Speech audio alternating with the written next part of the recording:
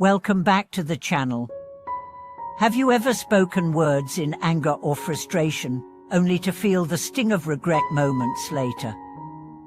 Have you wondered how a single careless phrase can scar both others and yourself with unseen wounds? Today we explore a profound solution, rooted in Buddhist ways, the instant power of a simple mantra to neutralize the negative energy of harmful speech. In this video, we'll reveal how one sacred phrase, when invoked with sincerity, can dissolve angry words, heal relationships, and protect your own heart from accumulating harmful karma. In our daily interactions, most of us unknowingly inflict wounds through harsh criticism, gossip, or thoughtless remarks. These small acts of speech accumulate into what Buddhism calls verbal karma, shaping future circumstances and inner turmoil. But the Buddha also gave us a powerful antidote, the Vajrasattva mantra. Chanting Om Benza Saktu Hum doesn't just feel soothing, it activates a deep transformative energy that cuts through the poison of regret and replaces it with clarity and compassion. As we journey together today, you'll learn the origins of this mantra, the proper method to recite it, and real-life stories of how it has mended shattered bonds and freed practitioners from cycles of guilt and anger. Whether you're new to mantra practice or seeking a fresh approach to mindful speech, this video will guide you step by step. We'll explore how to integrate the Vajrasattva mantra into moments of conflict, how to cultivate an inner vow of goodwill for both self and others, and how consistent practice can transform even the heaviest verbal karma into a foundation of kindness and wisdom. Prepare to discover that a single chant can become your immediate refuge, your instant balm, and the key to speaking from love rather than harm. As soon as you become aware of the sting left by your own harsh words, you realize that the wound you inflicted on another is mirrored in your own heart. The Buddha taught that every syllable we utter plants a seed in soil that bears either joy or suffering. Verbal karma is subtle. A single careless phrase can echo through a family, the workplace, or a community long after it is spoken, creating barriers of mistrust and breeding resentment. But equally potent is the remedy he offered in the Vajrasattva mantra, known in Tibetan as the heart of swiftness.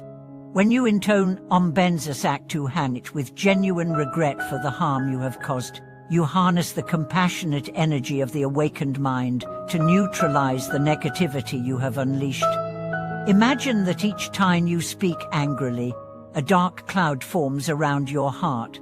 Those clouds gather until the sky of your mind grows heavy and stormy.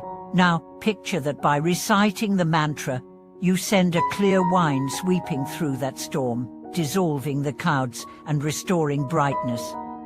The syllables themselves carry a timeless vibration. Om to align body, speech, and mind. Enza to invoke the indestructible nature of enlightened awareness. Sato to awaken the essence of pure compassion, and Hum to seal the blessing and send it forth. In practice, you need only allow your voice to flow without artifice, offering each chant as a confession of regret and a prayer for healing. Consider the story of Tsering, a devoted practitioner who one evening, in the grip of exhaustion and annoyance, snapped at a close friend and blasted her with harsh criticism. The friend recoiled and withdrew, leaving Tsering consumed by remorse. She sat alone, replaying every word in her mind, until tears blurred her vision. Then she remembered the mantra. With trembling lips, she began to chant. On the first repetition, she felt tension crack along her jaw. On the second, a wave of warmth softened her chest. By the third, she felt the hardness in her heart give way to a gentle openness. Later, when she reached out to her friend with a simple apology, she discovered that the words she spoke carried a sincerity and lightness that entirely shifted the tone of their relationship. This is the power of the mantra in action. It transforms speech from harm to healing. To integrate it into your daily life, you might choose a single moment each evening to reflect on every harmful word you spoke, then recite the mantra 10 times in your mind or aloud. allowing each repetition to wash over every syllable of regret. Over time, your mind will begin to anticipate your need for healing and will cue the mantra at the first sign of verbal tension. You may also adopt the vow to pause before any difficult conversation, inhaling deeply, centering yourself on and then exhaling the rest of the mantra, releasing not only tension, but also opening a channel of compassion.